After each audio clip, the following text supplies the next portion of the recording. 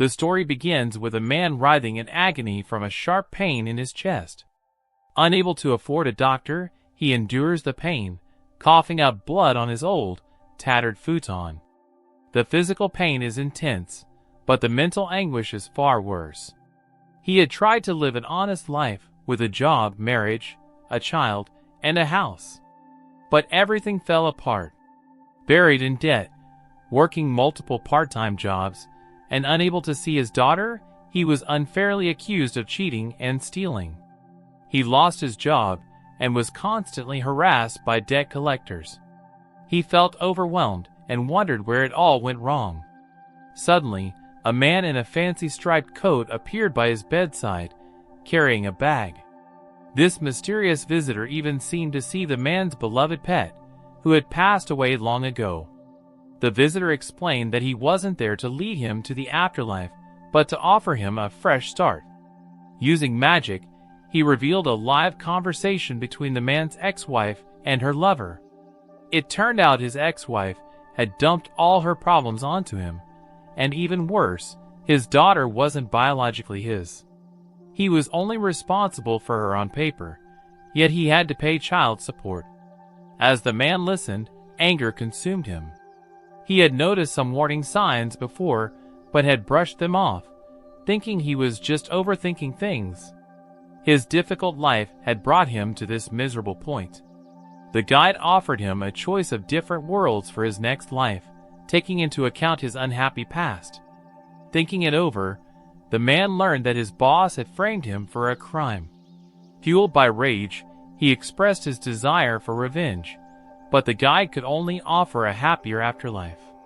Tears welled up in the man's eyes as he begged for revenge, but the guide could only let him choose his next world.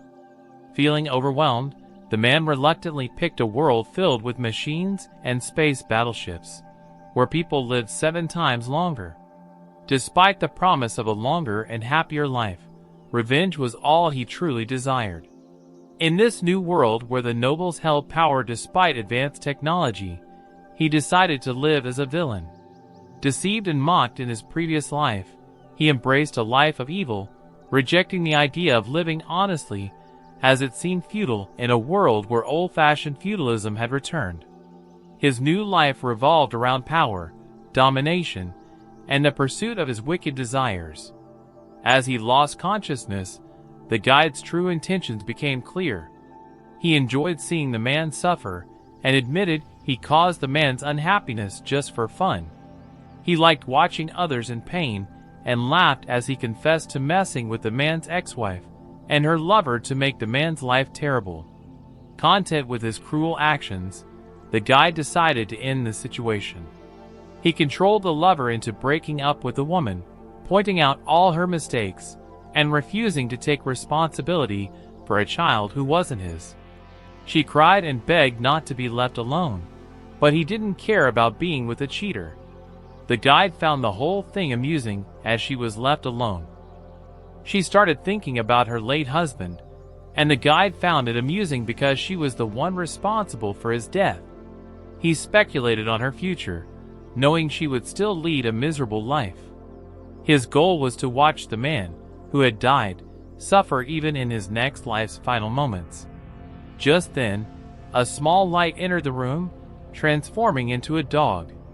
It observed as the guide condemned the man's soul to a world where lives were easily ruined. The guide looked forward to the man's future misery, confident that he could fool anyone on Earth into believing in reincarnation with some clever talking. As the guide left through a door, the dog followed without him noticing. True to his promise, the man was reborn into a noble family with a new name, Liam Sarah Banfield. The guide made sure Liam became the son of a count who ruled a planet.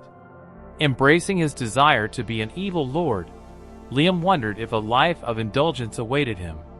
But that didn't matter as long as he could live life his way. A letter arrived, hinting at the guide's help, just as Liam's parents came in to wish him a happy 5th birthday and bestow upon him their title and land. His mother even offered to get him a customizable robot made. Liam decided to make the robot made perfect, including personal preferences. His parents praised his choice, and Liam wondered if this was the guide's doing. With his perfect robot made and no parents around, Liam felt grateful to the guide.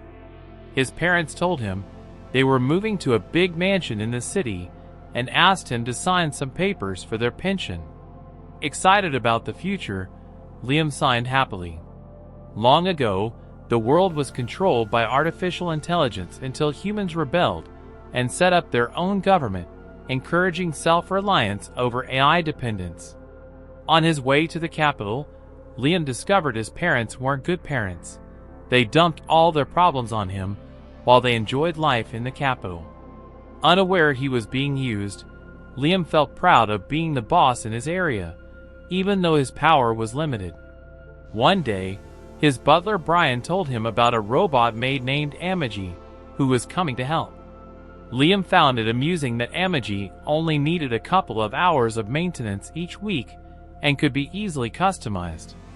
Ignoring Brian's warnings, Liam made inappropriate moves on Amagi and struggled to understand his area's report when shown digital data.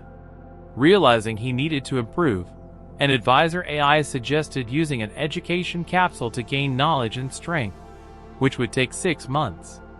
Brian disliked the idea because the Empire frowned upon AI reliance, but Amagi left the decision to Liam. Liam decided to use the education capsule, knowing he needed to become a strong leader. Meanwhile, in a bar in Liam's area, a bartender and customer discussed the new lord. They hoped for positive changes, even if small, now that Liam was in control. 2 years passed since Liam took over, and his castle, designed by the old boss, was in bad shape. Brian, loyal to Liam, respected his great-grandfather Alastair Sarah Banfield, who had served well, but the new generation spent money recklessly, piling up debts. Brian locked the office door one day, showing Liam the mansion's terrible condition. Liam, determined to start fresh, decided to tear down the old castle and build a new one, letting go of the current employees. His robot-made AI suggested rehiring them after proper training for the new castle. She also proposed sorting out their fleet, reducing 30,000 ships to 3,000 to save money. Brian worried about other nobles and space pirates, but Amagi argued 1,000 ships would suffice against pirates, and the current fleet members lacked skills. Liam decided to let go of the fleet to eliminate ineffective members. Despite Brian's concerns about AI dependence, Liam focused on rebuilding the fleet and matching his status. Brian, uneasy, remembered Alastair's determination. Liam then asked Amagi for a hug and acted playfully, leaving Brian unsure how to react. Exploring his land, Liam found it in worse shape than his previous world, with struggling people and a backward feel. Frustrated, he questioned why his ancestors hadn't improved the land. Amagi explained that gradual improvement was typical, and most nobles let it happen naturally. Liam questioned the guide's truthfulness, but Amagi clarified that wise tax investment could enhance the land over 20 years. Realizing the need for personal power, Liam sought martial arts training for self-defense and strength, refusing to be powerless again. Despite Amagi's attempts to stop him, Liam remained determined and asked her to find the best teacher. Meanwhile, the guide watched Liam's old wife, struggling and tired in old clothes, finding satisfaction in her suffering. The guide saw an opportunity to manipulate Liam, knowing he preferred artificial companions due to trust issues.